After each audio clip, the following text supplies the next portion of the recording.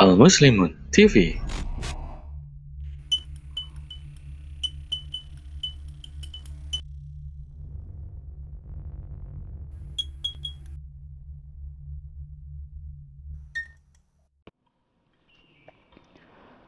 Bismillahirrahmanirrahim.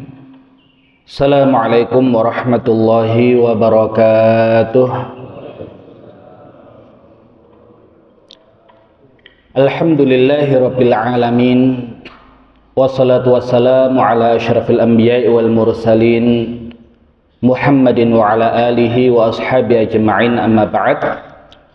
Para jamaah yang dirahmati Allah subhanahu wa ta'ala, puji syukur alhamdulillah, Allah subhanahu wa ta'ala senantiasa memberikan kita kenikmatan yang sangat banyak. Nikmat iman, nikmat Islam, nikmat kesehatan, juga nikmat kesempatan di pagi hari ini Allah subhanahu wa ta'ala kumpulkan kita semua di tempat yang mulia ini, yang semoga menandakan keistiqomahan kita di dalam ketaatan kepada Allah subhanahu wa ta'ala. Karena yang terberat adalah istiqomah di dalam ketaatan kepada Allah subhanahu wa ta'ala, dan ketaatan itu ditunjukkan dengan aktivitas salat kita. Maka ketika kita adalah orang-orang yang selalu istiqomah di dalam menjalankan ketaatan kita kepada Allah subhanahu wa ta'ala, khususnya salat-salat kita, maka yang demikian menandakan kita adalah orang-orang yang insya Allah amal-amal kita dijadikan oleh Allah subhanahu wa ta'ala sebagai amalan-amalan yang baik. Karena di dalam hadis disebutkan, awwalu ma yuhasabu bil abdu yaumal qiyamah as-shalah. Amalan yang pertama kali dihisab pada hari kiamat adalah salat. Idza salahat salaha sairu amalih. Jika salatnya baik, maka insya Allah akan baik pula seluruh amalnya. Wa idza fasadat fasada sairu amalih. Tapi kalau salatnya rusak, ya maka akan rusak juga seluruh amalnya. Dan di dalam Al-Quran Allah subhanahu wa ta'ala berfirman, ya ayyuhalladzina amanu sta'inu bis sabri was salah. Wahai orang-orang yang beriman, mohon pertolonganlah kalian dengan sabar dan salat. Innallaha ma'as sabirin. Sesungguhnya Allah subhanahu wa ta'ala bersama orang-orang yang sabar.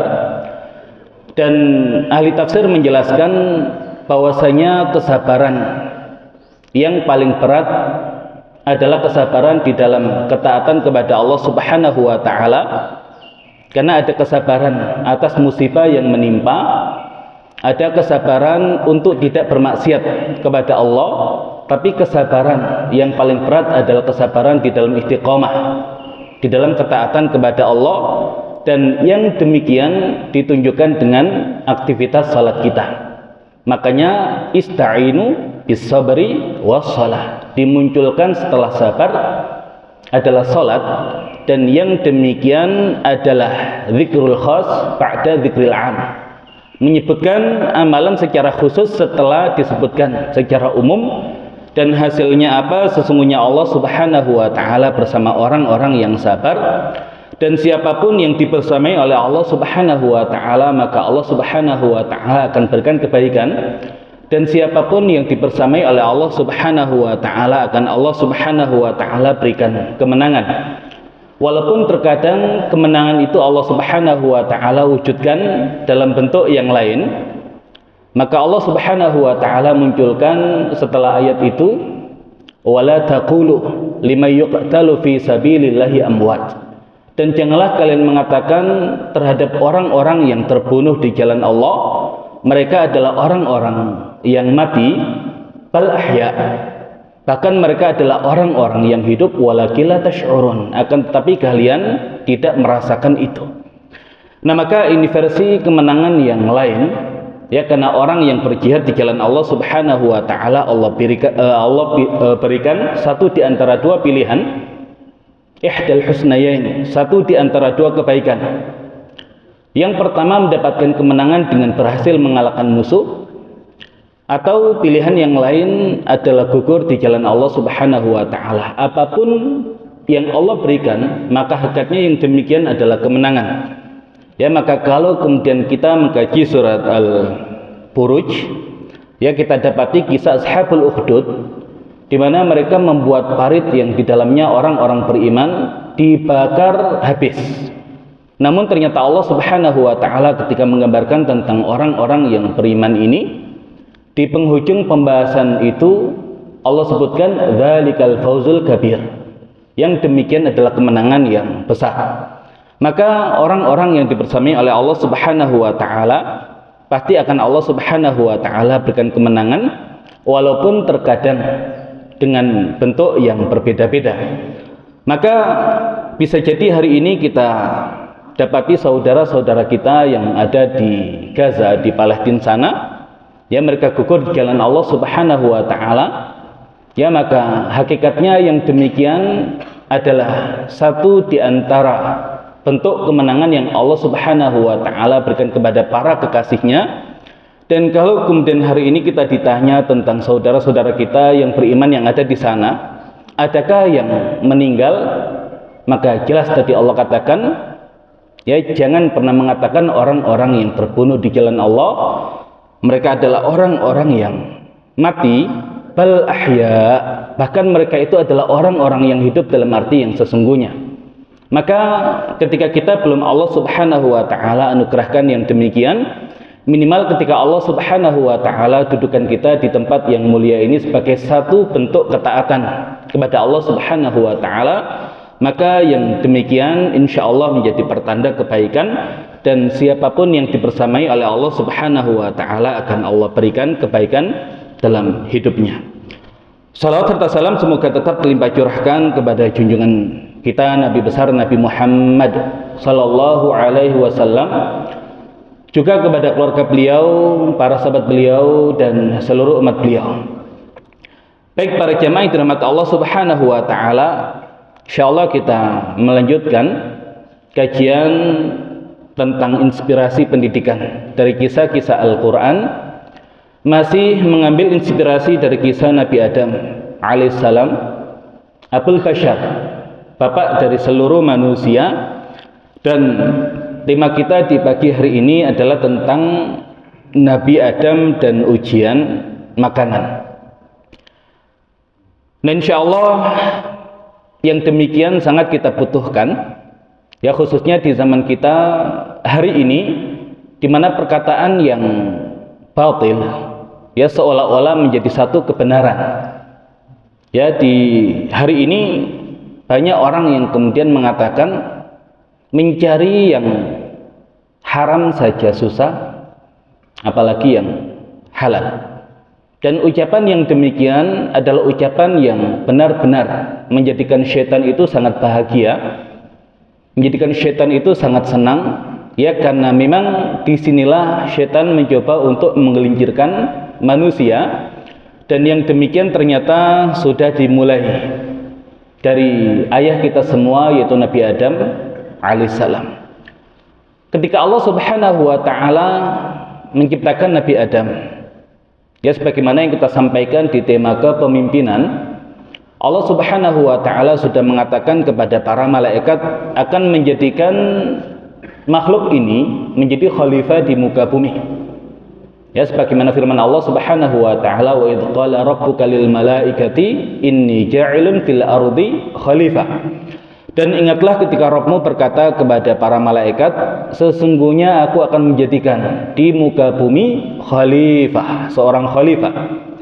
Dan ketika Allah Subhanahu wa taala menciptakan Nabi Adam alaihissalam, maka apa yang difirmankan oleh Allah Subhanahu wa taala? Allah Subhanahu wa taala berfirman, wa qulna ya Adam uskun anta wa zaujukal jannah.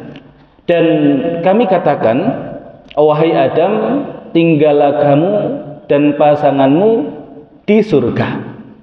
Nah, kenapa Allah Subhanahu wa taala menempatkan Nabi Adam alaihissalam dan Bunda Hawa di surga, padahal tujuan awal penciptaan manusia adalah untuk menjadi khalifah di muka bumi? Karena Allah Subhanahu wa taala ingin menyampaikan kepada kita semua, bahwasanya kita ini adalah makhluk surga yang hari ini Allah Subhanahu wa taala menguji kita dengan menempatkan kita di bumi ini, dengan menjadikan kita hidup di dunia ini agar kita mengumpulkan bekal yang dengan bekal itu insya Allah kita semua akan kembali ke kampung halaman kita, yaitu surganya Allah Subhanahu wa taala. Jadi manusia adalah makhluk surga yang hari ini tinggal di dunia, tapi insya Allah ketika bekalnya cukup, ketika dia lulus di dalam menjalani kehidupan di dunia ini, maka dia akan kembali ke kampung halamannya, yaitu surganya Allah Subhanahu wa taala. Namun perlu kita pahami berkaitan dengan ujian. Ya, agar kita lulus dari ujian ini, maka kita perlu belajar ya dari kisah manusia pertama yang Allah Subhanahu wa taala juga berikan ujian, dan ternyata ujian itu Allah Subhanahu wa taala wujudkan dalam bentuk ujian makanan. Ketika Allah Subhanahu wa taala menempatkan Nabi Adam dan Bunda Hawa di surga, maka Allah Subhanahu wa taala menyebutkan kenikmatan surga. Dan kita tahu kenikmatan surga itu adalah kenikmatan yang tiada tara, ya, kenikmatan yang tidak ada bandingannya. Namun ternyata di antara sekian banyak kenikmatan itu, dalam kisah Nabi Adam alaihissalam Allah menyebutkan satu kenikmatan. Apa kenikmatan yang Allah Subhanahu wa taala sebutkan dari sekian banyak kenikmatan yang ada di surga? Wa kula minha ragadan haitsu syi'tuma wa la taqrabu hadhihi syajara fatakuna minadh dhalimin. Dan makanlah sekehendak kalian dengan sepuas kalian apa yang ada di dalam surga, tapi janganlah kalian mendekati pohon ini, dan jika kalian mendekati pohon ini, maka kalian termasuk ke dalam golongan orang-orang yang zalim. Pertanyaannya, kenapa Allah Subhanahu wa taala menyebutkan hanya kenikmatan makanan ketika membahas tentang penempatan Nabi Adam alaihissalam dan Bunda Hawa di surga? Ya, karena memang Nabi Adam alaihissalam Allah Subhanahu wa taala uji dengan ujian makanan ini. Dan kalau kemudian kita tadabburi di mana Allah Subhanahu wa taala munculkan kisah ini, yaitu di surat Al-Baqarah, maka surat Al-Baqarah berkaitan erat dengan tema makanan. Ya, termasuk kisah Nabi Adam alaihissalam. Karena berkaitan dengan makanan, maka Allah Subhanahu wa taala jadikan sebagai kisah pembuka di dalam surat Al-Baqarah. Nah, kalau Nabi Adam alaihissalam dahulu ditempatkan di dalam surga, yang ternyata Nabi Adam alaihissalam akhirnya Allah Subhanahu wa taala keluarkan dari surga, maka para ulama berbeda pendapat. Surga yang mana yang dahulu Allah Subhanahu wa taala menempatkan Nabi Adam? Apakah surga yang ada di langit, atau surga dalam artian taman yang ada di bumi ini? Ya, karena surga itu ya disebutkan sebagai jannah, dan jannah secara bahasa artinya adalah taman. Makanya kita menyebut taman surga. Ya, karena surga itu adalah taman. Ya, karena surga itu adalah taman. Walaupun dalam bahasa Arab ada beberapa istilah yang digunakan untuk menyebutkan taman ini. Ya, ada bustan, ada hadiqah, ada raudhah, ya, kemudian ada jannah. Yang semuanya itu artinya adalah taman. Namun taman yang paling indah adalah jannah. Dan biasanya jannah ini terletak di atas gunung, ya, terletak di tempat yang tinggi. Makanya jannah itu berasal dari akar kata jim, nun, dan nun, yang artinya adalah tertutup. Maka setiap kata dalam bahasa Arab kalau akar katanya jim, nun, dan nun, ya, maka maknanya adalah tertutup. Ya, kenapa jin disebut jin? Ya, karena dia tertutup dari pandangan mata kita. Kenapa janin disebut janin? Ya, karena dia tertutup di dalam rahim ibunya.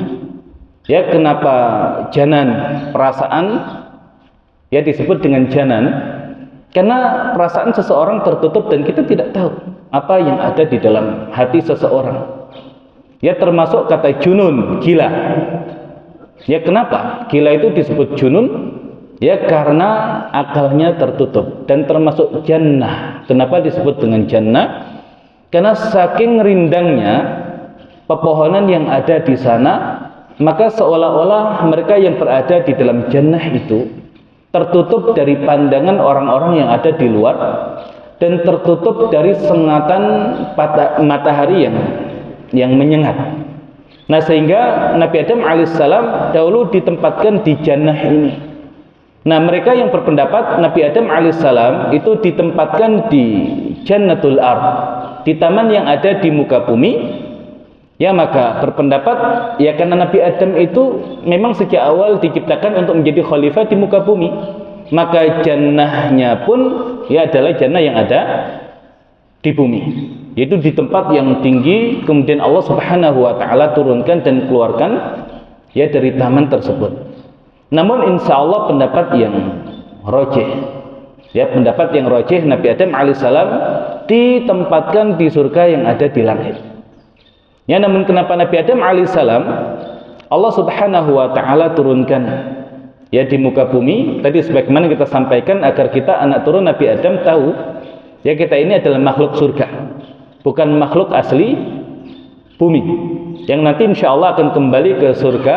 Hanya bedanya apa? Kalau dahulu memang Allah tempatkan Nabi Adam di surga yang sifat surga itu adalah jannatul ikhtibar, surga yang sifatnya adalah ujian.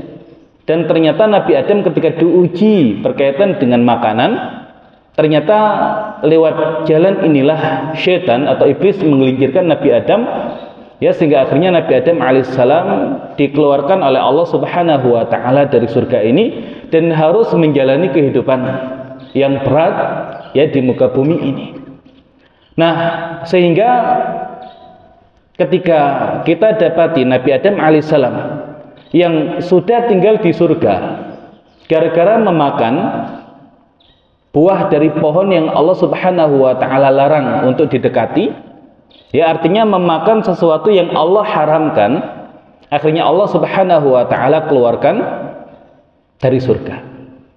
Nah, yang sudah di surga saja gara-gara memakan yang Allah haramkan, Allah Subhanahu wa taala keluarkan dari surga. Nah, kita hari ini berharap kembali ke surga tapi tidak perhatian terhadap makanan kita. Apakah yang kita makan itu halal ataukah haram? Lah yang di surga saja Allah keluarkan loh gara-gara yang haram. Kok hari ini banyak orang-orang makan yang haram dan berharap masuk surga? Maka yang demikian adalah sesuatu yang ya tidak masuk akal. Ya maka ini yang kemudian perlu kita perhatikan. Nah maka Allah Subhanahu wa taala uji Nabi Adam alaihissalam ya dengan tema makanan ini. Dan syaitan itu menggelincirkan Nabi Adam juga dengan tema makanan ini. Ya bayangkan sebagaimana yang kita ketahui, manusia yang terdiri dari unsur jiwa dan fisik, ya jiwa yang melahirkan fitrah, fisik yang melahirkan tabiat yang kita bahas di pertemuan-pertemuan sebelumnya, di mana fisik manusia ini karena tercipta dari sesuatu yang rendah, yaitu tanah, cenderung yang mengajak kepada sesuatu yang rendah. Maka kenapa makanan itu Allah Subhanahu wa taala atur ya agar tidak semakin dominan unsur fisik ya sehingga manusia ini semakin puas dengan unsur fisiknya. Nah maka ini yang dipahami oleh syaitan. Maka syaitan mencoba untuk menggelincirkan manusia ya lewat jalur makanan ini. Karena kalau kemudian fisiknya ini dimasuki oleh sesuatu yang haram, ya mudah bagi syaitan untuk menyuruh manusia mengerjakan ya perbuatan-perbuatan dosa yang lain. Pertanyaannya, kira-kira nanti ketika kita masuk surga masih ada enggak? Ya masih ada tidak makanan yang Allah Subhanahu wa taala larang?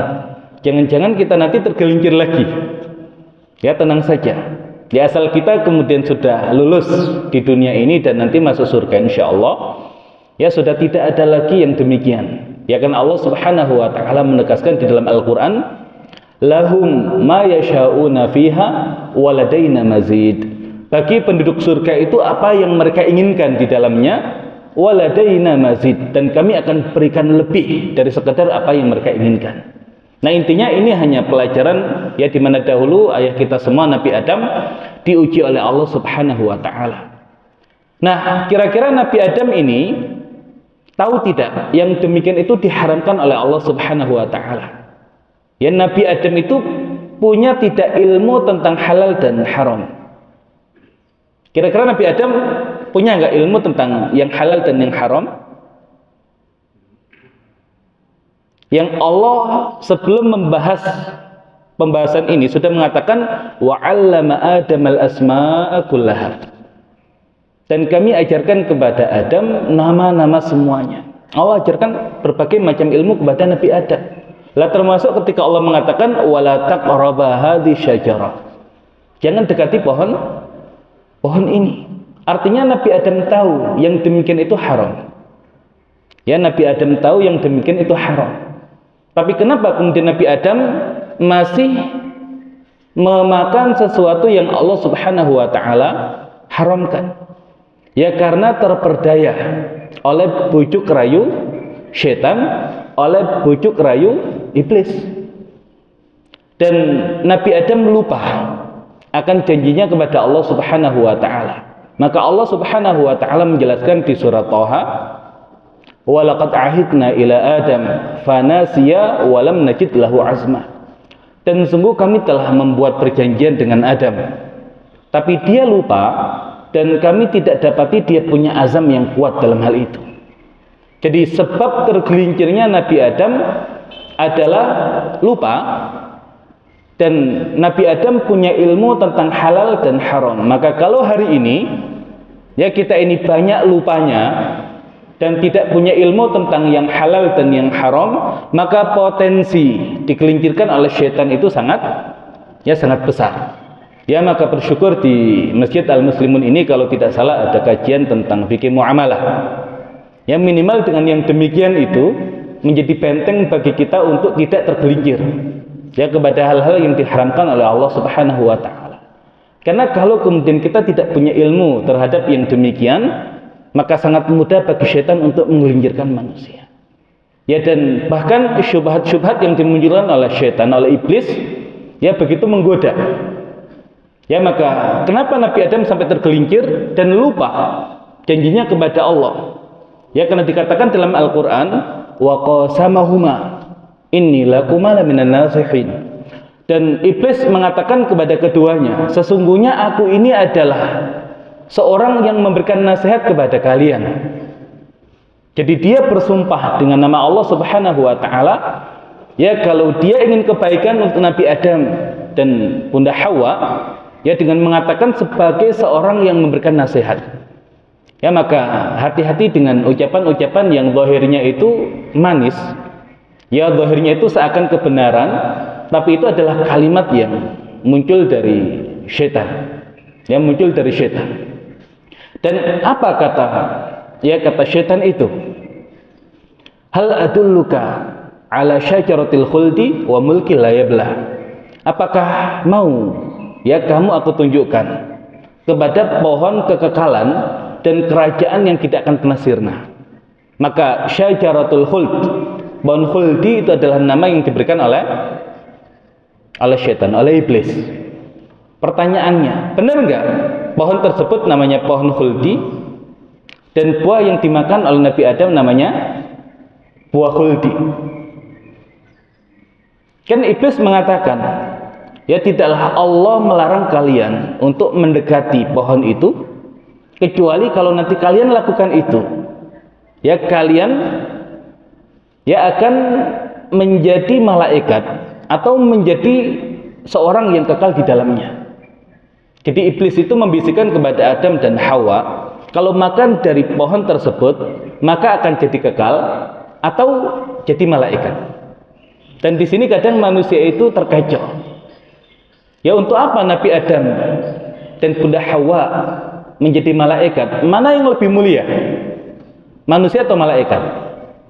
Manusia. Karena sebelumnya para malaikat sujud pada Nabi Adam. Jadi kalau sekedar untuk jadi malaikat, ya kenapa? Manusia lebih mulia. Dan kira-kira benar nggak perkataan iblis itu, kalau makan buah dari pohon tersebut bisa menjadi kekal di dalam surga?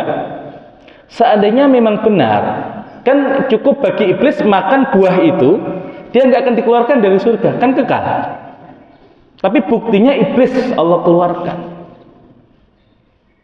Nah, namun kadang manusia tadi ya ada sifat lengahnya, dan sifat lengah inilah yang dimanfaatkan oleh iblis untuk menggelincirkan ya manusia. Nah, ala kulli hal itu yang terjadi dahulu. Ya pada ayah kita semua Nabi Adam alaihissalam dan Bunda Hawa yang diuji oleh Allah lewat ujian makanan, dan ini pula jalan setan di dalam menggelincirkan manusia, yaitu melalui jalur makanan.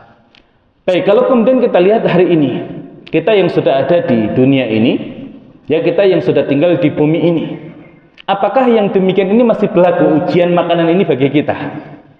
Ya masih. Ya masih. Kan hari ini kebutuhan yang paling mendasar adalah berkaitan dengan makanan. Yakin nggak Allah itu sudah menjamin rezeki kita? Yakin kan? Dan kalau Allah Subhanahu wa ta'ala yang sudah jamin rezeki kita, kira-kira rezeki yang Allah tetapkan itu rezeki yang halal atau yang haram? Ya harusnya yang halal. Ya tinggal kita ini mau mengambil rezeki yang halal atau kemudian malah mengambil sesuatu yang lain, yaitu yang haram. Makanya berkaitan dengan rezeki sudah selesai urusan ya rezeki dengan Allah Subhanahu wa ta'ala. Bukankah Allah itu Ar-Razzaq? Allah itu yang menjamin rezeki dari setiap makhluk-makhluknya.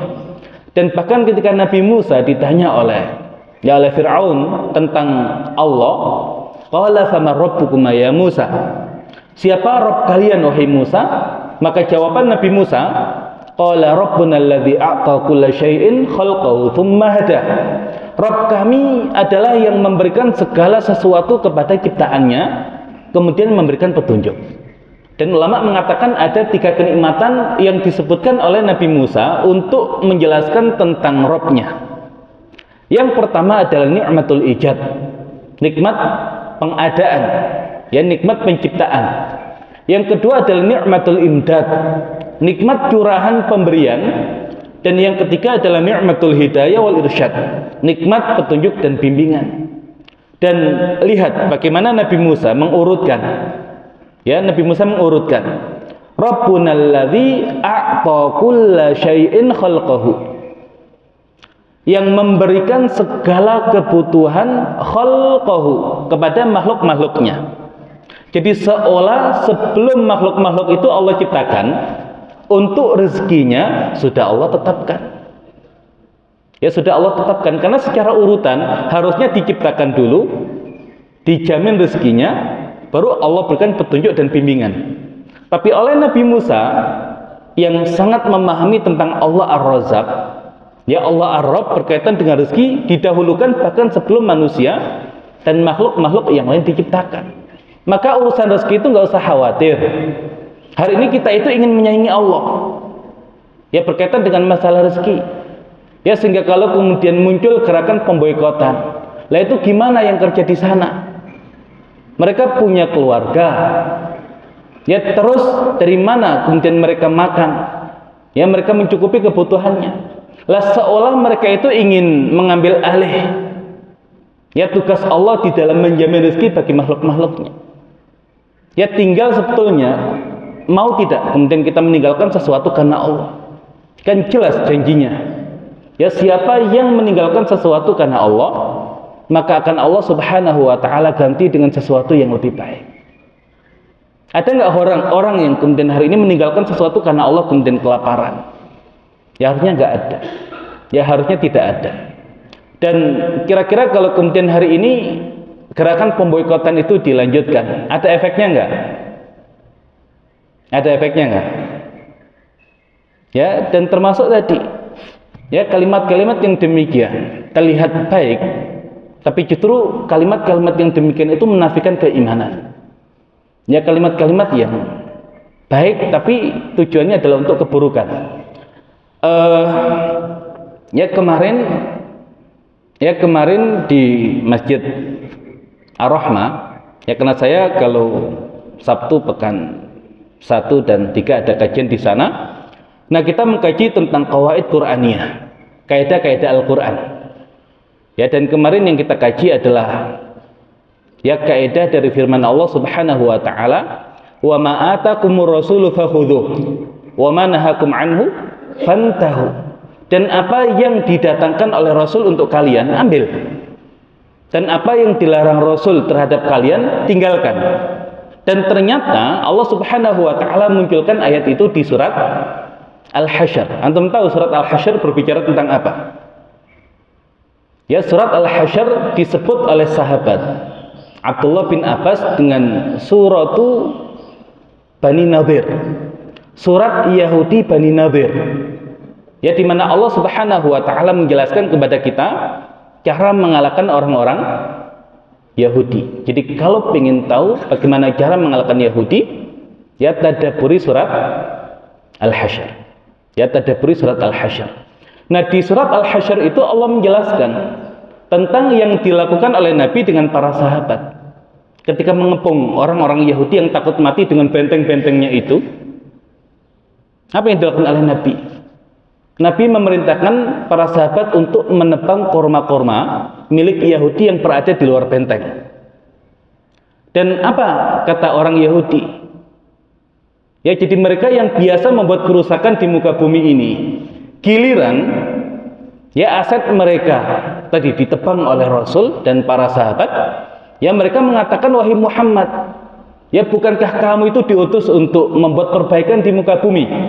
Ya kenapa engkau malah membuat kerusakan di muka bumi dengan tadi menebang kurma-kurma kami? Ya, namun dari menebang pohon ya kurma itu Allah tegaskan, ma qata'tum min linatin aw taraktumuha ya ala usuliha fa bi idznillah wal yukhzil fasiqin. Dan apa-apa yang kalian tebang ya dari pohon-pohon itu dan kalian biarkan berada di atas pangkalnya, maka yang demikian atas izin Allah dan untuk menghinakan orang-orang yang fasik. Ya, jadi yang demikian bukan merusak. Ya, bukan merusak. Kenapa? Atas izin Allah. Jadi mau ditebang oleh Nabi silakan, dibiarkan silakan. Dan Nabi tebang sebagian. Dan ketika ditebang oleh Nabi itu, orang-orang Yahudi yang sangat cinta dunia itu khawatir. Ya, ini bagaimana kelanjutan hidup kita? Ya, kalau sumber ekonomi kita dirusak oleh Muhammad, ya dihancurkan oleh Muhammad. Padahal harta mereka itu sangat banyak. Padahal persediaan makanan di dalam benteng-benteng mereka itu mungkin bisa bertahun-tahun tanpa harus kemudian mereka bekerja lagi. Tapi dengan sedikit aset mereka dihancurkan oleh Nabi. Itu Yahudi yang sangat cinta dunia itu sudah mulai hilang akalnya. Ya, karena mereka adalah kaum yang tidak paham, kaum yang tidak berakal. Makanya di surat Al-Hasyr dikatakan, dzalika bi annahum qaumun la yafqahun. Yang demikian karena mereka kaum yang tidak paham. Dan Allah tegaskan lagi, dzalika bi annahum qaumun la yaqilun.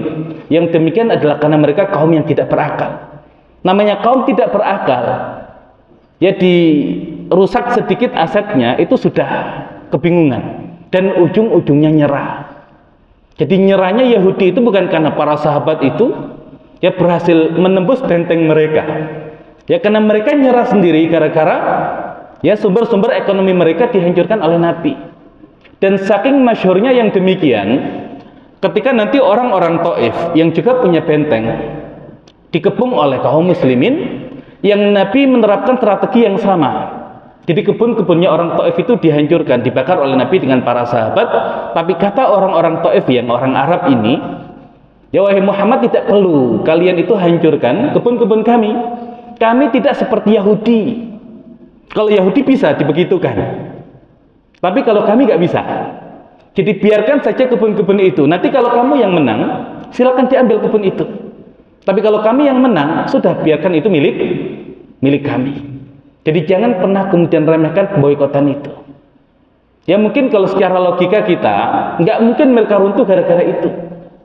Tapi faktanya dalam sejarah di zaman Nabi, mereka hancur gara-gara sesuatu yang terlihat kecil itu. Tapi masalahnya istiqomah nggak kaum muslimin. Anget-angetan kita itu. Ya anget-angetan. Ya sekarang semangat, besok beli lagi. Ya lumayan sih gitu loh. Tapi kalau kemudian mau istiqomah, itu efeknya luar biasa. Makanya berkaitan dengan konsep pasar, konsep jual beli. Ya ketika Nabi nanti pindah ke Madinah untuk menghancurkan ekonomi mereka, Nabi bikin pasar. Dan para sahabat ya jelas memakmurkan pasar itu. Walaupun lagi-lagi urusan jual beli itu urusan keimanan. Boleh nggak kita beli produk Yahudi? Boleh nggak? Ya secara fikih boleh, selama barangnya halal. Ya secara fikih boleh. Kan Nabi juga berinteraksi dengan mereka. Ya Nabi berinteraksi dengan mereka.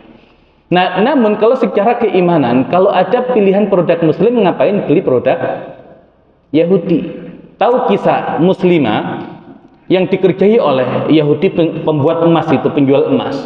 Ya sampai auratnya tersingkap ketika ditolong oleh seorang muslim dengan membunuh Yahudi ini. Kan muslim ini dikeroyok oleh Yahudi yang lain sampai mati. Pertanyaannya, kemana muslim yang lain? Sampai ada muslim dikeroyok Yahudi, tapi tidak ada yang menolong. Kemana muslim yang lain? Sudah pindah pasar. Karena ada kebutuhan, mereka ini ke pasar Yahudi, tapi muslim yang lain ya sudah ke pasar muslim sendiri. Ya pasar Manaho yang dibuat oleh Nabi. Ya makanya hari ini untuk mengalahkan mereka ya tadi minimal bikinlah pasar. Yang dengan itu kaum muslimin ya jual beli sesama mereka, walaupun ketika belum ada produk muslim ya sesekali kita beli produk mereka. Tapi kalau ada, ngapain kita beli produk mereka? Dan itu kalau istiqomah ya nggak lama akan hancur mereka. Ya orang-orang yang kemudian hidupnya itu untuk dunia, dunianya dirusak, itu sudah hilang akal sehatnya, dan itu Yahudi. Baik, ala kulli hal di surat Al-Baqarah yang temanya makanan, Allah sebutkan dua benda haram. Haram secara zatnya dan haram cara memperolehnya. Kan sesuatu jadi haram itu ada memang zatnya itu haram. Ada sesuatu yang haram itu karena sebab memperolehnya. Nah, yang haram secara zatnya apa? Ya Allah Subhanahu wa taala berfirman, "Innama harrama 'alaikumul maitah wa dam wa lahmal khinzir wa ma uhilla bihi li ghairillah." Sesungguhnya yang diharamkan adalah bangkai, ya kemudian ya darah, kemudian daging babi dan apa-apa yang disembelih untuk selain Allah. Dan yang haram secara zatnya ini mereka mainkan juga hari ini. Dikit-dikit kan babi. Ya dikit-dikit babi. Ya kenapa kemudian makanan atau produk yang lain itu dicampuri babi? Ya karena mereka tahu ini haram. Ya untuk menggelincirkan kaum muslimin ya itu. Nah makanya kalau muslimin itu tidak membuat produk sendiri, hanya pakai produk mereka, selalu dikerjai kita. Ya pasti tadi ada campuran ini, campuran ini. Kalau dulu pembahasan tentang pakaian itu kan pakaian syar'i. Kalau sekarang pakaian halal. Ya, kenapa? Karena pakaian yang nutup aurat belum tentu halal. Kok bisa? Ya karena dibuat dari bahan yang najis. Ya kalau ada sepatu terbuat dari kulit babi, najis enggak? Ya dalam mazhab Syafi'i, babi itu ya bendanya najis. Ya hidupnya saja najis. Kalau mati, kulitnya mau disamak sebanyak apapun, itu nggak bisa suci. Tetap najis. Ya dan hari ini banyak hal-hal yang kemudian dibuat dari babi tadi itu. Ya dari babi itu. Nah, kemudian kalau kemudian kita lihat di situ, dilanjutkan ya di ayat itu, famanil turra ghairu baghin wala 'adin fala itsma 'alaihi. Boleh nggak seseorang itu dalam kondisi darurat makan yang haram? Boleh nggak? Boleh. Boleh nggak orang hari ini kerja di tempat kerja yang itu masih bersinggungan dengan yang haram walaupun tidak secara langsung? Ya ada yang kemudian membolehkan secara, ya kalau tidak bersentuhan secara langsung dengan alasan darurat. Kalau kemudian keluar dari pekerjaan itu, gimana keluarganya? Ya mau dihidupi pakai apa? Oke lah, kalau kemudian imannya belum kuat, ya kemudian masih bekerja di situ. Ya dengan dalil, ada kok ulama yang masih membolehkan. Oke, ya kerja di bank konvensional misalkan, jadi direktur. Boleh nggak jadi direktur? Yang gaji sebulannya itu misalkan berapa gajinya direktur? 500 juta misalkan. Nah, kemudian yang gajinya 500 juta bicara darurat itu darurat dari mana? Kan kalau orang itu nggak bisa makan, kecuali ada babi di hadapan dia. Boleh nggak dimakan babinya? Kalau nggak dia makan, dia mati. Boleh nggak dimakan babinya? Boleh, darurat. Tapi tadi, ya ghairu baghin, ketika makan babi itu, dia tidak menikmati makanan itu. Kenapa dia makan? Terpaksa. Ya kalau ada rasa menikmati babi itu, dosa dia. Itu bukan darurat namanya. Darurat itu ya tidak dinikmati.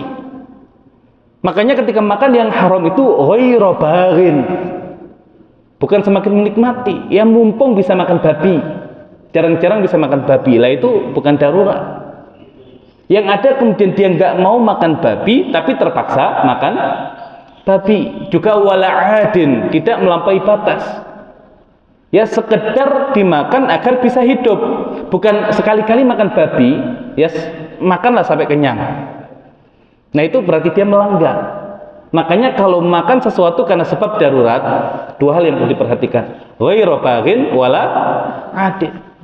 Darurat tapi menikmati jadi direktur.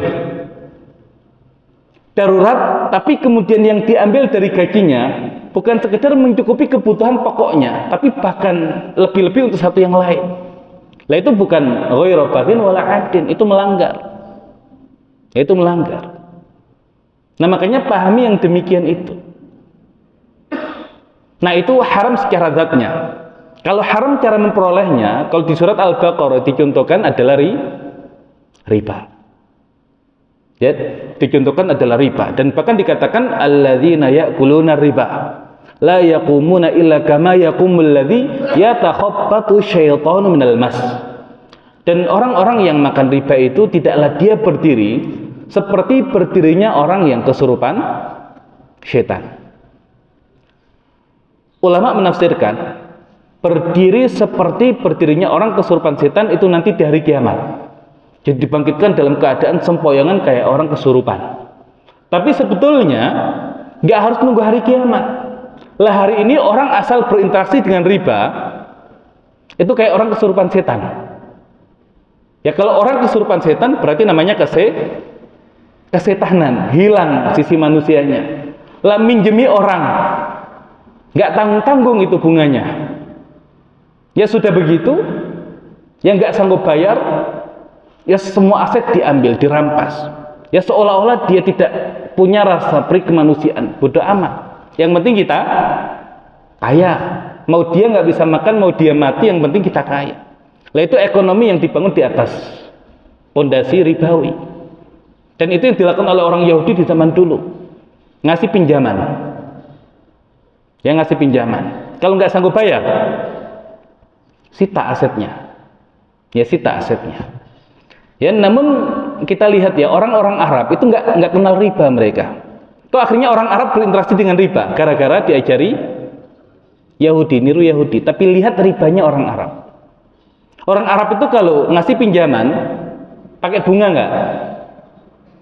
Ya orang Arab kalau ngasih pinjaman pakai bunga nggak? Nggak pakai. Baru kalau tidak bisa bayar dikasih dua opsi. Ya mau bayar atau dikasih perpanjangan tapi dengan riba. Jadi akad awalnya nggak ada unsur bunganya. Kapan bunga dikenakan? Kalau tidak sanggup bayar, nah baru dibuat klausul itu. Kalau hari ini orang minjemi, ada klausul ribanya nggak? Bunganya nggak? Berarti mana yang lebih jahiliyah? Orang Arab jahiliyah zaman dulu atau zaman kita sekarang? Nah itu begitu, lebih jahiliyah kita itu. Nah ala kulli hal di Al-Baqarah itu dijelaskan cara mengalahkan ekonomi ribawi. Ada berapa cara? Ada dua. Yang pertama dengan jual beli. Makanya dikatakan wa halallahu al-bai'a wa harrama riba. Dan Allah halalkan jual beli dan haramkan riba. Dan cara yang kedua adalah sedekah. Yamhaqullahu riba wa yurbis sadaqat. Allah itu hilangkan keberkahan riba dan Allah berikan keberkahan pada sedekah. Nah maka kalau kemudian hari ini beli produk muslim itu mahal 1.000 dibandingkan produk Yahudi, milih mana? Ya, produk muslim yang lebih mahal 1.000 atau beli produk Yahudi?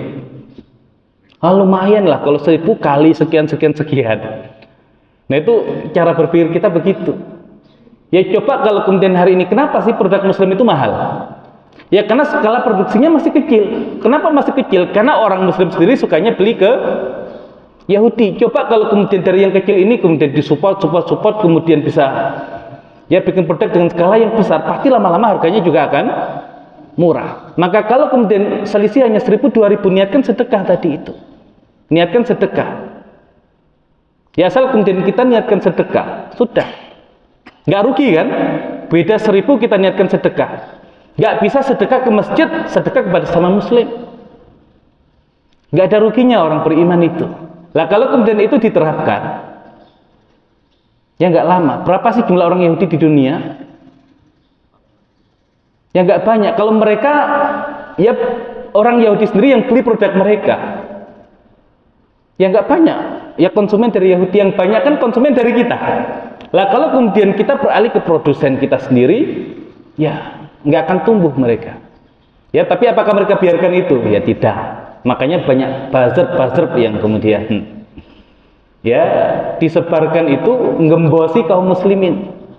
Ya kemudian dalil yang dimunculkan apa? Lah Nabi Muhammad itu ketika wafat, pakaian perangnya masih digadaikan di pedagang Yahudi. Lah Nabi saja berinteraksi dengan Yahudi, kok kalian katanya mengikuti Nabi Muhammad tapi yang boikot Yahudi. Nah itu kalimat zahirnya baik, tapi itu racun, itu setan itu. Nah kalau kemudian hari ini dikatakan kalau ya kita kaitkan sedikit ya, kita tidak bicara partai tertentu, tapi kalau ada orang ngasih uang dengan tujuan biar dipilih dan dicoblos, halal nggak uangnya? Halal nggak uangnya? Kan ada yang mengatakan begini, ya terima uangnya, jangan coblos orangnya. Itu kalimat yang sangat disukai oleh setan. Ya tandanya nggak punya ilmu orang yang begini. Itu kalimat yang menjerumuskan. Ya mau dicoblos mau tidak, asal uangnya diambil itu haram. Lah haram kita makan, kita kasih keluarga kita, wassalam. Ya, itu kan dari rakyat juga. Lah nggak begitu juga. Ada orang korupsi, ya harta negara. Boleh nggak orang miskin kemudian nyolong harta orang itu dengan dalih, lah ini hak saya sebagai rakyat. Ya tetap jatuhnya haram gitu loh. Ya nggak begitu caranya. Nah yang begitu nggak usah diikuti. Orang yang kemudian berbicara seperti itu nggak usah diikuti. Ya dan itu bahaya. Yang demikian bahaya. Nah syaitan itu punya power nggak untuk menyuruh manusia? Awalnya tidak. Ya awalnya tidak. Makanya di surat Ibrahim, ketika orang-orang yang disesatkan oleh syaitan itu protes kepada Allah, syaitan nggak terima. Ketika dia disalahkan, apa kata syaitan? Innallaha wa'adakum wa'dal haq. Allah itu membuat janji untuk kalian dan janji Allah itu benar. Wa wa'adtukum fa akhlaftukum. Tapi kalau aku yang berjanji, janjiku itu pasti aku ingkari. Jadi syaitan itu suka berjanji. Tapi kalau berjanji mengingkari, jadi jangan ikuti syaitan. Ya. Nah, dia mengatakan wa ma kana li 'alaikum min sultan illa an ta'utukum fastajabtum li. Aku tidak punya kekuatan atas kalian kecuali aku hanya mengajak kalian dan kalian ikuti seruanku itu. Fala talumuni walum anfusakum. Jangan cela aku, Ya, celah diri kalian sendiri. Nah, di surat Ibrahim, setan mengaku nggak punya power untuk mengajak manusia atau memerintah manusia, hanya menyuruh saja. Nah, tapi di surat Al-Baqarah dikatakan, ya ayuhan nas, kulu mimma fil ardi halalan thayyiban wala tattabi'u khutuwati syaitan innahu lakum aduwwum mubin. Wahai manusia, makanlah yang halal, yang thayyib dari apa yang ada di muka bumi ini, dan jangan kalian ikuti langkah-langkah syaitan. Karena syaitan itu adalah musuh yang nyata bagi kalian. Nah, dilanjutkan innama ya'murukum bisu'i wal fahsya wa an taqulu 'ala Allahi ma la ta'lamun. Dan dia itu menyuruh kalian berbuat jahat, ya, dan berbuat yang keji, dan mengatakan terhadap Allah apa-apa yang tidak kalian ketahui. Nah, dikatakan ya'murukum, memerintahkan kalian. Nah, perintah itu kan dari atas ke bawah. Lah kok syaitan itu bisa memerintahkan manusia? Nah, manakala manusia sudah makan yang haram, nah syaitan punya power di situ. Tapi selama manusia belum makan yang haram, syaitan tidak punya power. Tapi kalau manusia itu memasukkan yang haram ke dalam dirinya, sudah wassalam. Kan kalau orang makan itu, yang haram kan jadi daging. Dan Nabi mengatakan ayyuma lahmin nabata min suhtin fannaru aula bihi. Setiap daging yang tumbuh dari sesuatu yang haram, neraka tempat yang layak untuk dia. Cara kita dari mana? Cara kita dari mana? Dari makanan yang kita makan. Dan dikatakan inna syaitan yajri min ibni adam majrad dam. Syaitan itu mengalir pada tubuh manusia melalui peredaran darah. Dan pusat darah di mana? Di jantung. Dan Nabi mengatakan inna fil jasadi mudghah. Sesungguhnya di dalam tubuh manusia itu ada segumpal daging. Idza saluhat saluhal jasadu kullu, jika baik seluruh tubuhnya.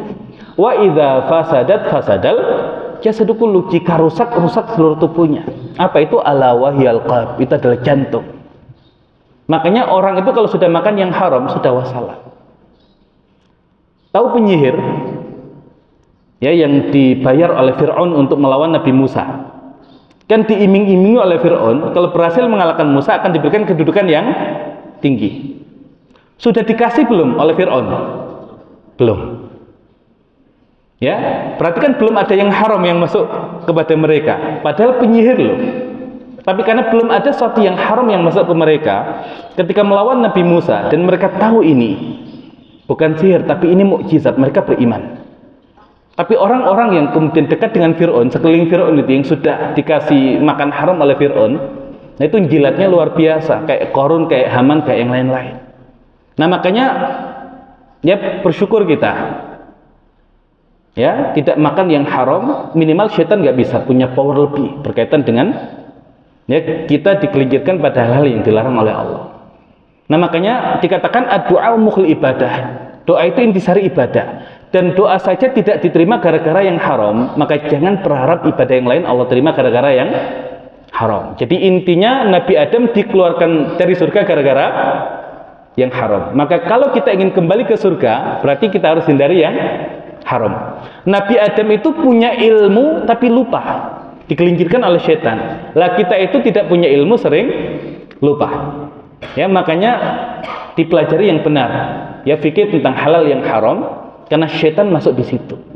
Dan khusus kemudian ya di tahun politik itu, ya jangan terima apapun ketika yang demikian terindikasi suap. Ya, terindikasi riswah. Dan di dalam Al-Qur'an ada dua kata hadiah yang disebutkan.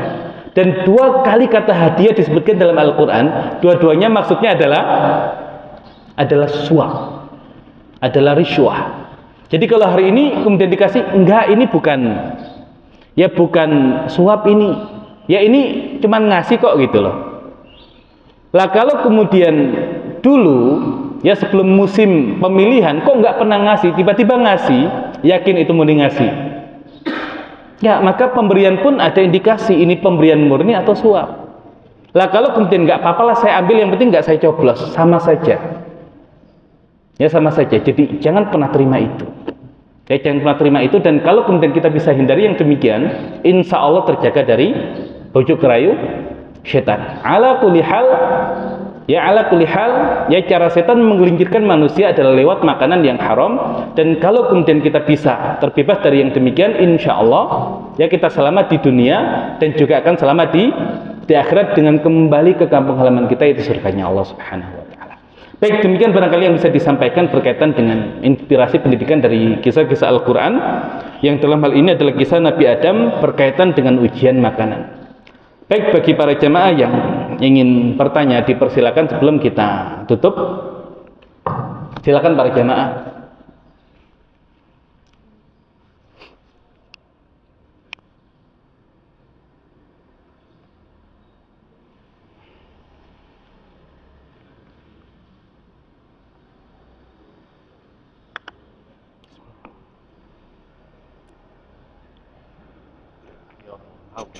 Biar orang-orang juga tahu. Assalamualaikum.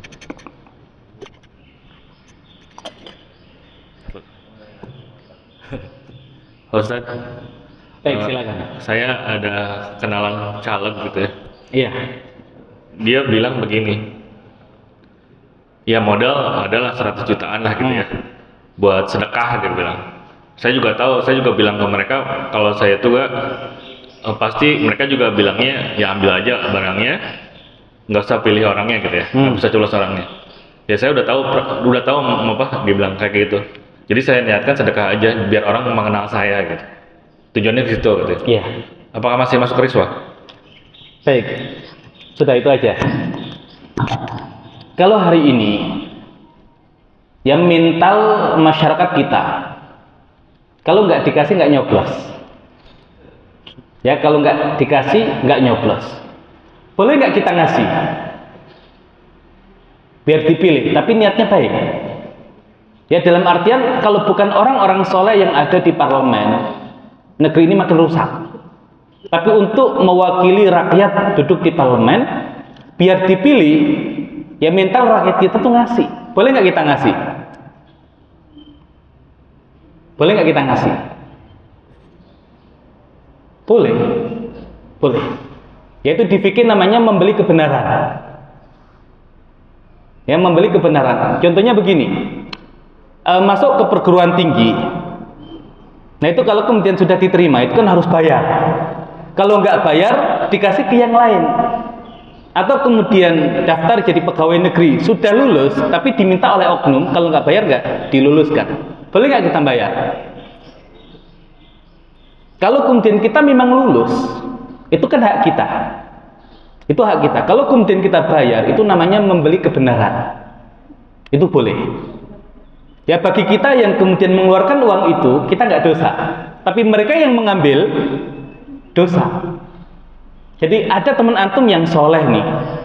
Karena dia tahu, kalau saya nggak ngasih uang, nggak dipilih. Dia ngasih uang ke antum. Ya, karena dia mengira antum ini sama kayak orang pada umumnya. Ya, kalau nggak dikasih nggak milih. Bagi dia nggak dosa, bagi antum yang nerima dosa. Lah terus sikap yang benar gimana? Ah, ini saya balikan. Antum nggak usah ngasih saya uang, saya pilih antum. Saya tahu antum orang soleh. Nah, itu bagus. Jadi hari ini tidak bisa kita salahkan. Ya, sebagian orang-orang soleh itu terpaksa harus mengeluarkan uang itu. Makanya yang perlu disadarkan masyarakatnya. Jangan mudah kemudian terima yang demikian itu. Kenapa orang soleh itu harus menyuap? Ya, gara-gara model masyarakatnya itu suka disuap. Tapi orang yang soleh ini kalau mengeluarkan dana itu, dia tidak dosa. Tapi orang yang nerima itu dosa. Ya, dosa. Nah, maka hari ini, kalau kemudian ada orang-orang yang ada di pemerintahan sana, ya tidak di musim pemilu misalkan, memberikan pelayanan untuk masyarakat, pelayanan kesehatan, kemudian hal-hal yang lain, boleh nggak kita ambil? Tidak sedang musim pemilu nih, nggak ada masalah, karena nggak terindikasi tadi, minta untuk dipilih. Nah, ini kan sebetulnya cara sebagian ikhwan untuk tidak menyuap masyarakat, itu tadi memberi pelayanan itu. Nah, agar apa? Agar ketika di musim pemilihan kayak begini, nggak usah keluar-keluar uang untuk nyuap gitu. Tapi mental masyarakat kita, yang dipilih yang mana? Yang ngasih. Jadi, ya 4,5 tahun ditelantarkan, mau pemilihan dikasih uang, dipilih lagi sama dia. Lah yang 4,5 tahun tuh ngemong menghidupi mereka, gara-gara di musim kayak begini nggak mau ngasih uang, nggak dipilih. Nah makanya ini yang perlu diperbaiki mental masyarakatnya. Nah jadi kalau kemudian terpaksa harus mengeluarkan uang untuk satu tujuan yang baik, itu secara fikih diperbolehkan, tapi untuk yang ngasih dia tidak dosa, yang ngambil dia dosa. Tapi kalau kemudian dia nggak punya kompetensi di situ, itu bukan hak dia, nggak bisa apa-apa, kok nyuap, yaitu dosanya berlipat-lipat kalau begitu. Lah dia nggak punya kompetensi, itu madharat bagi masyarakat. Ya, kemudian dia ngasih suap itu menjerumuskan masyarakat, itu double-double dosanya. Makanya yang diperbolehkan tadi orang yang memang punya hak di situ, tapi terpaksa harus mengeluarkan. Nah kalau antum kemudian lihat yang demikian ini adalah orang yang soleh, antum kembalikan uangnya, tapi antum berikan dukungan. Nggak usah antum kasih, saya pilih antum. Ya saya pilih antum. Nah begitu. Kemudian masyarakat yang lain kasih paham. Ya jangan terima yang demikian itu. Sudah nggak barokah menyengsarakan. Ya sudah sengsara dunia, sengsara akhirat. Ya pilih yang pasti-pasti saja, yang nggak usah main-main begitu. Lah kalau kemudian tipe masyarakatnya sudah nggak bisa disuap, ya hari ini murah jadi pejabat. Lah kalau murah jadi pejabat, orang-orang soleh bisa jadi pejabat. Nggak harus punya modal besar. Tapi kalau tipe masyarakatnya itu harus dibayar dulu. Lah cukong yang main di belakang, yang punya dana besar, yang bisa menjadikan ya orang-orang mereka itu jadi pejabat. Lah makanya yang perlu dirubah itu masyarakatnya. Dan setan main di situ. Ya, setan main di situ. Lah minimal tadi yang di masjid itu ya semoga terhindar lah dari yang demikian. Jadi intinya ya bagi yang menerima mutlak haram apapun alasannya. Bagi yang ngasih ada dua kemungkinan. Kalau dia adalah membeli kebenaran itu dibolehkan. Tapi kalau kemudian dia memang nggak kompeten dan niatnya nyuap, nah itu yang haram. Nah demikian Allah a'lam. Assalamualaikum warahmatullahi wabarakatuh. Waalaikumsalam warahmatullahi wabarakatuh. Mungkin satu lagi Ustaz, terkait dengan makanan tadi ya, temanya. Kalau seandainya Nabi Adam saja tergelincir dengan makan buah khuldi Ustaz ya, satu peristiwa. Nah pertanyaan saya adalah bagaimana misalkan saya ataupun manusia yang lain yang mungkin berkali-kali gitu makan yang haram gitu ya. Tadi kan dikatakan bahwa pusatnya adalah di jantung dan di darah itu. Nah, bagaimana upaya kita membersihkan itu semua sebagai apa ya? Ya, dari apa yang sudah kita makan, mungkin banyak yang haram ataupun subhat. Bagaimana mengembalikan itu semua? Kan tidak mungkin mengeluarkan yang sudah dimakan gitu ya. Nah, apa upaya kita untuk membersihkan itu semua, Ustaz? Baik. Baik, ya dosa makan yang haram itu berbeda dengan dosa yang lainnya. Kalau dosa yang lain ya sekedar dosa. Tapi kalau dosa makan yang haram itu dosa yang punya ekor, ada efek sampingnya. Nah, yang perlu kita khawatirkan efek sampingnya ini. Ya tadi ibadah bisa nggak diterima. Anak itu bisa jadi ndableknya luar biasa. Ya diajari, ya nggak nurut. Ya nakalnya luar biasa, itu ada efek dari yang haram juga. Nah, intinya kalau kemudian sudah terlanjur yang demikian, ya pertama taubat. Ya taubat. Taubat itu ada kaitan nggak dengan memperbanyak istighfar? Kalau orang tidak memperbanyak istighfar, diterima nggak taubatnya? Kan syarat taubat itu pertama dia menyesal atas perbuatan yang dia lakukan. Yang kedua dia tinggalkan perbuatan dosa itu. Yang ketiga dia berazam untuk tidak mengulang di masa yang akan datang. Nah itu kalau berkaitan dengan haknya Allah, berkaitan dengan haknya manusia, minta keridhaan dari manusia yang dizalimi. Nah tapi untuk makanan haram itu banyak-banyak istighfar deh. Ya kenapa? Karena makanan haram tadi punya efek samping. Nah fungsi istighfar itu kalau kita mengkaji nama Allah Al-Ghafur, kata ghafara itu artinya menutup dan melindungi. Makanya kalau orang banyak istighfar, di samping ditutup perbuatan dosanya itu, catatan dosanya itu, juga Allah lindungi dari efek samping makanan yang haram itu. Jadi banyak-banyak istighfar. Tapi sebelum itu perlu kita pahami begini. Nah, harta yang kita dapatkan dengan jalan yang tidak syar'i gimana? cara tobatnya? Ya harus kita kembalikan. Kita ngambil uang orang nih. Kita ngambil uang orang. Nah, cara tobatnya ya balikan uang itu. Ya balikan uang itu. Jangan sekedar taubat tapi nggak dikembalikan haknya, ya nggak bisa. Nah, kalau ada orang bekerja di tempat kerja yang berkaitan dengan riba, terus dari hasil kerjanya itu dia bisa beli mobil, bisa bangun rumah, bisa menyekolahkan anak-anaknya dan punya aset yang lain. Nah, gimana cara tobatnya? Dilihat.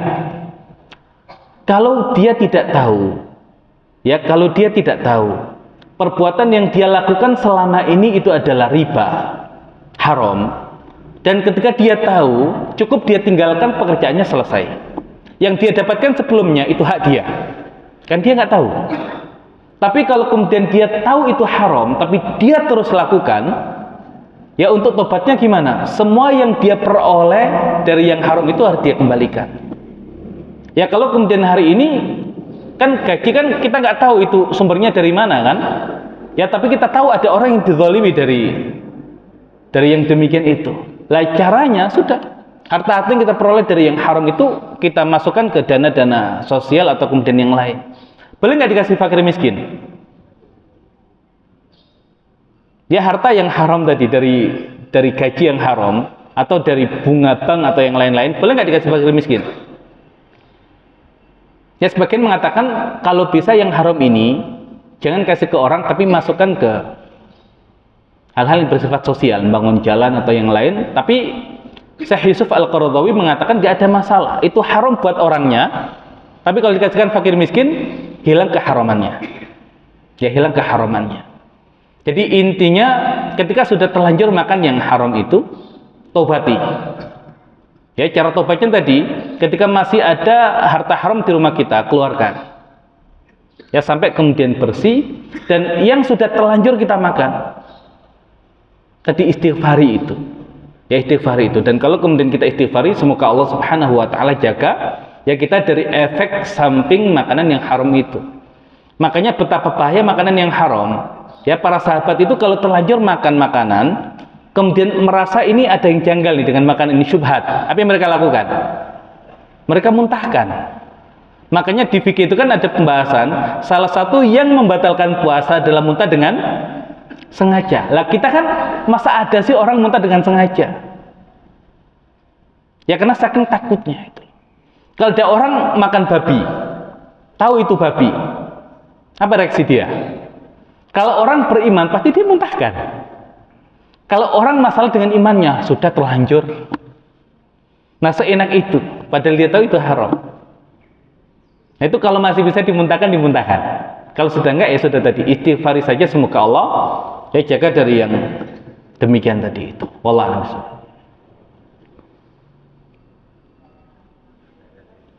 Baik, ada yang lain? Cukup?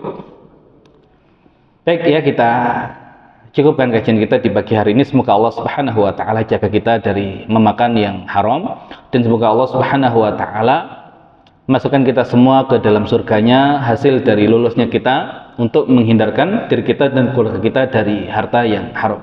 Kita tutup kajian kita dengan bacaan hamdalah dan doa kafatul majlis. Alhamdulillahirabbil alamin. Subhanakallahumma bihamdika asyhadu an la ilaha illa anta astaghfiruka wa atubu ilaik. Assalamualaikum warahmatullahi wabarakatuh.